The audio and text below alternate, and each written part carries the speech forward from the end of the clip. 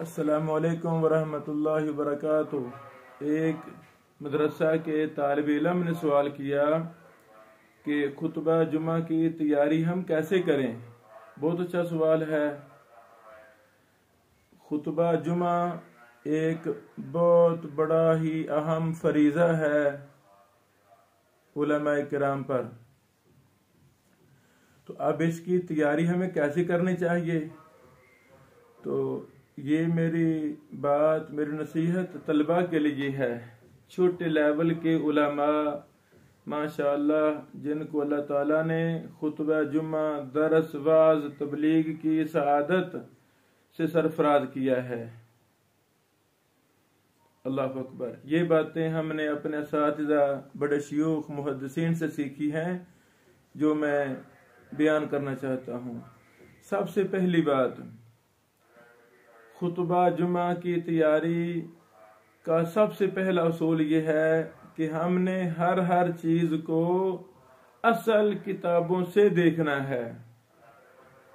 قرآن کریم کی آیات کریمہ جو ہمیں اپنے خطبہ میں چاہیے وہ ہم نے قرآن کریم سے نکالنی ہے، سب سے پہلی بات۔ اسی طرح اگر ہم نے کوئی حدیث بیان کرنی ہے تو وہ ہم نے اصل کتابوں کو کھول کر ان سے مطالعہ کرنا ہے۔ مثلا صحیح بخاری سے ہم کوئی حدیث بیان کرنا چاہتے ہیں تو تیاری کے وقت اصل کتاب صحیح بخاری کو کھولنا ہے، وہ کتاب نکالنی ہے، مطلوبہ باب نکالنا ہے، پھر ہم نے حدیث تک پہنچنا ہے۔ اللہ اکبر۔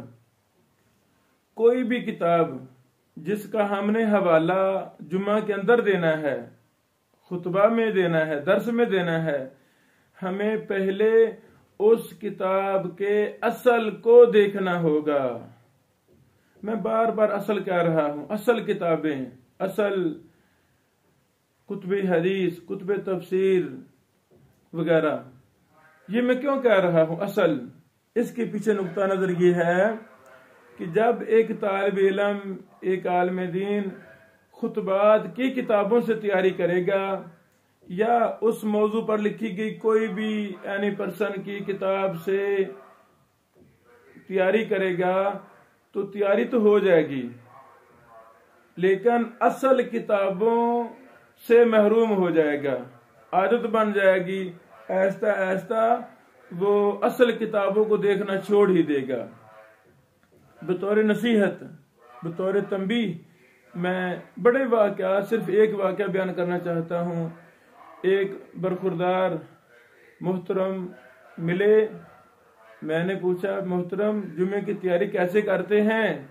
کہتے ہیں جب جمعہ میں کچھ 15-20 منٹ، آدھا پونا گھنٹہ رہتا ہے، خطبات ہمارے سامنے ہیں، کوئی نہ کوئی خطبات والا خطبہ ہم دیکھ لیتے ہیں، ممبر پہ چڑھ جاتے ہیں، خطبہ دے دیتے ہیں۔ اچھا، میں نے کہا محترم کیا کبھی آپ نے صحیح بخاری اصل نہیں کھولی؟ صحیح بخاری اصل آپ کے سامنے ہو، چلو گھنٹہ 2 گھنٹے ڈٹ کے تیاری کریں، پھر جا کے جمعہ پڑھائیں۔ خواہ آپ کے یعنی خطبہ کے دوران آپ کے سامنے صحیح بخاری کھلی ہو، پکار کر آپ کہیں لوگو یہ صحیح بخاری سے میں حدیث پڑھ رہا ہوں، حدیث نمبر فلاں ہے، صفحہ نمبر فلاں ہے۔ اسی بہانے لوگوں کی اٹیچمنٹ سنت کے ساتھ ہو جاتی ہے، صحیح بخاری کے ساتھ ہو جاتی ہے، صحیح بخاری اسی بہانے ان کو دیکھنا نصیب ہو جاتی ہے۔ وہ کہتا ہے، وہ بھائی جان مجھے کہتے محترم میں جھوٹ نہیں بولتا، میں نے کبھی ایسے تیاری نہیں کی، اصل کتاب سے میں نے کبھی تیاری نہیں کی۔ موضوع کے متعلق کوئی نہ کوئی کتاب مل جاتی ہے، کوئی خطبات ہم نے رکھے ہوئے ہیں، وہاں سے تیاری کر لیتے ہیں، بات ختم ہوئی۔ ہم خطبات کی کتابوں کے نقائص نہیں بیان کر رہے، نہ ہی یہ کہنا چاہتے ہیں کہ یہ بڑا جرم والا کام ہو گیا ہے۔ بھائی جان، یہ علماء کرام، شیوخ کے خطبات بہت بڑی غنیمت ہیں، تو پھر ہم اہل علم کے خطبات سے بھی ہم تیاری کریں۔ بڑے بڑے شیوخ کے خطبات، ماشاءاللہ بڑے بڑے محدثین کی خطبات وہ مطبوع ہیں کہ ان کو لازم پکڑیں، پھر بھی خیر ہے، جب ہم عام خطبات کا مطالعہ کرتے ہیں تو ان میں کافی سکم ہے، مسائل میں کافی زیادہ غلطیاں ہیں، منہجی غلطیاں ہیں، ضعیف اور موضوع جھوٹی روایات ان میں ہمیں عام ملتی ہیں۔ پہلی یہ بات، جب ہم اصل کتاب سے تیاری کریں گے تو ہم انشاءاللہ خیر کثیر کو ہم سمیٹ لیں گے۔ تو اس بھائی نے مجھے کہا شیخ صاحب 12 سال مجھے ہو گئے ہیں مدرسہ سے فارغ ہوئے، ان 12 سالوں میں میں نے آج تک صحیح بخاری نہیں کھولی۔ اللہ اکبر، اللہ اکبر۔ ایک محترم مسند احمد گھر میں موجود ہے، جمعہ پڑھاتے ہیں، تھوڑی بہت تیاری کر کے دائیں بائیں سے۔ میں نے ان سے پوچھا کہ محترم مسند احمد ایک حدیث کا بہت بڑا ماخذ ہے، اللہ اکبر، سب سے بڑا ماخذ ہے حدیث کا، آپ اس سے اصل کتاب سے حدیث دیکھ کر پھر بیان کریں۔ کہتے محترم ٹائم نہیں ہوتا، مصروفیات ہیں، وقت نہیں ہوتا۔ تو وہ کہتے مجھے 19-20 سال، میں نے پوچھا کتنے سال سے فارغ ہیں، کہتے 19-20 سال ہو گئے ہیں۔ تو کبھی موقع ملا مسند احمد گھر میں پڑی ہے کھول کر حدیث تلاش کرنے کا کہ آج میں نے ممبر و محراب پر دین کا ایک اہم مسئلہ بیان کرنا ہے، تحقیق کریں، اصل کتاب کھولیں، کہتے مجھے موقع نہیں ملا، ٹائم نہیں ملتا۔ انا للہ و انا الیہ راجعون۔ یہ تنبیہ ہے اپنے لیے، دوسرے اپنے طلبہ علوم حدیث کے لیے، علوم نبوت کے لیے، کہ بیٹو جب بھی ہم نے تیاری کرنی ہے تو ہم جب ممبر و محراب کو ترجیح دیں گے کہ میں نے آج دین بیان کرنا ہے، میری باتیں سن کر لوگوں نے دین بنا لینا ہے، لوگوں نے عمل کرنا ہے، جنت کا رستہ آج میں نے دکھلانا ہے، جب خطبہ کی اہمیت ہمارے دل و دماغ میں ہوگی تو ہم ضرور بھی ضرور اصل کتابوں سے تیاری کر کے ممبر و محراب پر جائیں گے۔ یہ پہلا اصول ہے۔ دوسرا اہم اصول، صحت اور ضعف کی پہچان۔ جو بھی ہم حدیث بیان کریں، جس بات کی بھی نسبت رسول اللہ صلی اللہ علیہ وسلم کی طرف ہم کریں، سب سے پہلے ہمیں تحقیق کرنی چاہیے کیا یہ حدیث ثابت ہے، صحیح ہے یا ضعیف۔ اس پر بھی عجیب و غریب اعتراضات کیے جاتے ہیں، جی ہمارے پاس کتابیں نہیں ہیں، ہم کون سے محدث ہیں۔ ایک تو بھائی نے مجھے کہا بھی شیخ صاحب اگر اتنا ہی پہچان کروانی ہے نا تو مساجد کے اندر شیوخ الحدیث کو رکھیں، ہمیں کو رکھا جاتا ہے پھر؟ یہ ساری فضول باتیں ہیں، غلط باتیں ہیں۔ جب ہمیں یہ مسئلے کا پتہ ہوگا کہ دین صحیح حدیث کا نام ہے، ہم زندگی میں ایک حرف بھی جو نبی پاک علیہ السلام سے ثابت نہیں ہے، ہم اس کی نسبت نبی پاک علیہ السلام کی طرف کرنا گوارا نہیں کریں گے۔ من کذب علی متعمدا فلیتبوأ مقعدہ من النار جیسی 20 احادیث ہمارے ذہنوں میں ہیں، ہم نے بخاری مسلم میں پڑھی ہیں۔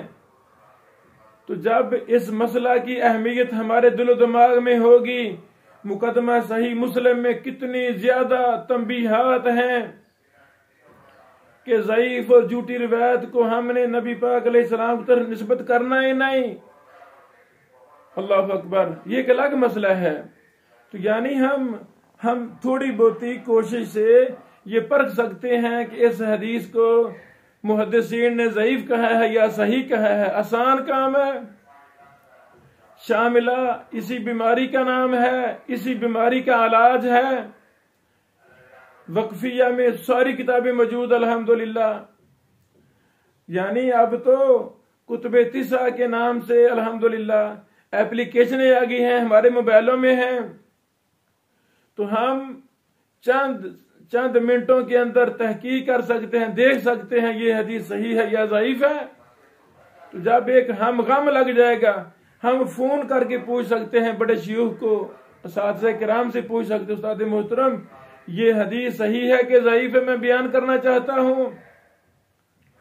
تو یعنی ہماری زبان سے ضعیف اور جھوٹی روایت نہیں نکلنی چاہیے، ہماری کتابیں پاک ہونی چاہیے، ہمارے خطبات پاک ہونے چاہیے، تاکہ ہم لوگوں کی قرآن اور صحیح احادیث سے رہنمائی کریں، ورنہ جھوٹی روایت وہ لوگوں کا ایمان اور عقیدہ بن جاتا ہے، اسی پر وہ زندہ رہتے ہیں، عمل کرتے ہیں، تو وہ سارا گناہ اس خطیب صاحب کو جائے گا جس نے بغیر تحقیق کی حدیث اور من گڑت بات کو آگے شیئر کر دیا۔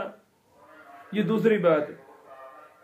تیسری بات، اللہ اکبر، الحمدللہ ہر شہر میں، ہر دیہاتوں میں، بستیوں میں بڑے شیوخ الحدیث موجود ہیں۔ اللہ کی رحمت ہے، اللہ یہ سلسلہ قیامت تک جاری اور ساری رہے۔ جب ہمیں دین کا احترام ہوگا، قرآن و حدیث کا احترام ہمارے دل میں پختہ ہوگا کہ میں دین کا ترجمان ہوں، تو میں ضرور ہفتہ میں گھنٹہ 2 گھنٹے اپنے شہر کے بڑے شیخ محترم کے پاس بیٹھ کر تیاری کروں گا، غلط اور صحیح کی پہچان کر لوں گا۔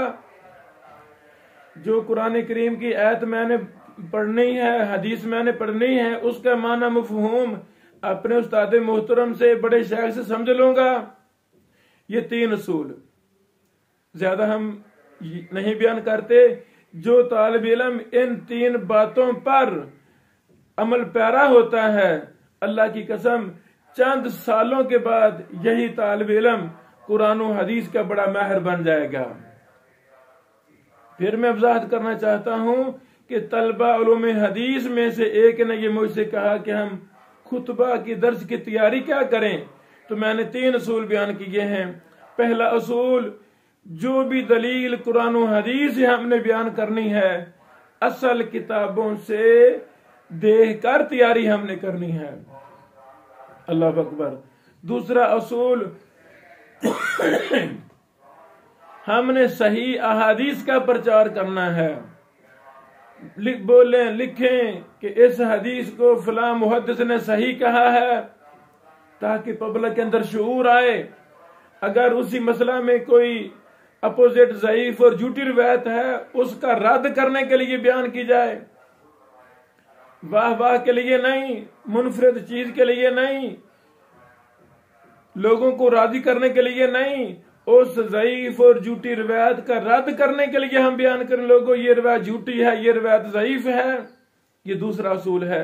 اور تیسرا اصول ہے، اللہ تعالی ہمیں توفیق دے، ہم بڑے شیوخ کی رہنمائی میں تیاری کریں۔